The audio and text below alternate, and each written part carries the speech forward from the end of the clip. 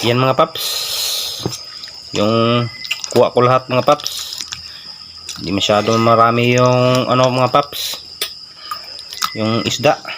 Ito lang yung malaki mga paps, pugita or octopus.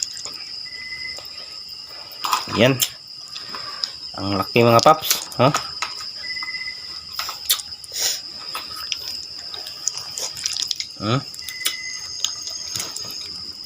Ang haba ng kuha niya mga paps.